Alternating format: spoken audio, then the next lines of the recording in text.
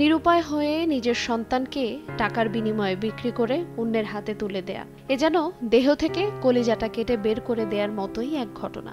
তবুও মুক্তি মেলেনি। অসুস্থ হয়ে ঘরের মেঝেতে কাতরাচ্ছেন অসহায় এক হতদরিদ্র বাবা।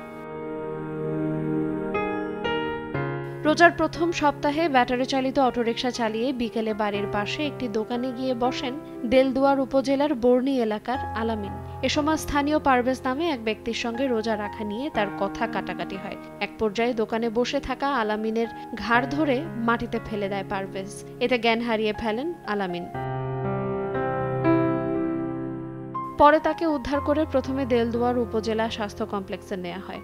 তারপর সেখান থেকে উন্নত চিকিৎসার জন্য মির্জাপুর কুমুদিনী হাসপাতালে পাঠায় চিকিৎসক। সেখানে সুস্থ না হওয়ায় ঢাকার বেশ কয়েকটি হাসপাতালে চিকিৎসা করানোর সময় টাকার অভাবে নিজের সন্তানকে বিক্রি করে দেয় আলামিন ও তার স্ত্রী। এই ঈদে দেশ জুড়ে কেনাকাটার ফুর্তি হবে শুধু বিকাশে, সাথে ডিসকাউন্ট কুপন, ইনস্ট্যান্ট ক্যাশব্যাক। ধার দেনা করে চিকিৎসা করতে গিয়ে প্রায় ৩ থেকে ৪ লাখ টাকা খরচও হয়েছে তার। কিন্তু সুস্থ না হওয়ায় অপারেশনের পরামর্শ দিয়েছেন চিকিৎসক। তবে টাকার অভাবে চিকিৎসা করাতে পারছেন না তিনি। বাড়িতে গাড়ি রাখা ওই প্রিন্সিতে যা বইছি তো বাতাসের লেগে, পরে ওই বইছে রোজা নিয়ে তক্কি কইরা ও আমার গাড়ির মধ্যে দইরা প্রিন্সি থেকে ফালাই দিছে। ফালাই দেওয়ার পরে আর আমার জ্ঞান নাই।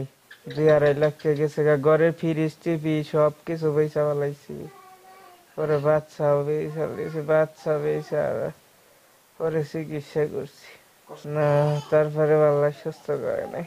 এদিকে সিজারের মাধ্যমে কন্যা সন্তান জন্মের পর কাটা অংশে ইনফেকশন হওয়ায় বাবার বাড়িতে চিকিৎসা নিচ্ছেন আলামিনের স্ত্রী।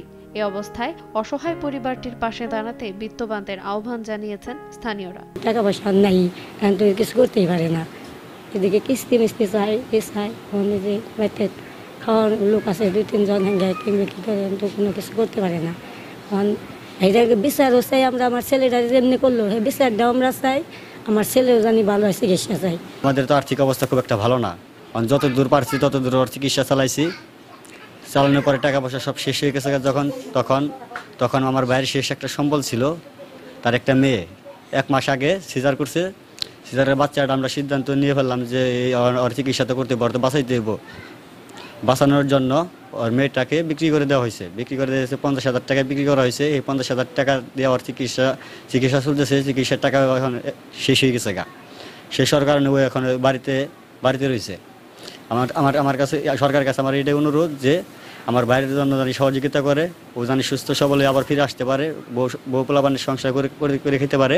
সুস্থ বিচার চাই, যাতে সুস্থ বিচার হয় এবং ভবিষ্যৎ ছেলে কীভাবে সুস্থ চিকিৎসা হয় সেই ব্যবস্থা করা যায়। চিকিৎসা করবার নিয়ে এই বাচ্চাটা বিক্রি করছে, টাকাও শেষ, চিকিৎসা এখন তো করা হারতাছে না। হাসপাতাল থেকে আবার নিয়ে গেছে কালের আগের দিন নিয়ে গেছে, ঘুরিয়ে দিচ্ছে টাকার জন্য। আলামিন 4 বছর আগে বিয়ে করেছে। তার একটি 2.5 বছরের কন্যা সন্তানও রয়েছে। সময় সংবাদ, টাঙ্গাইল।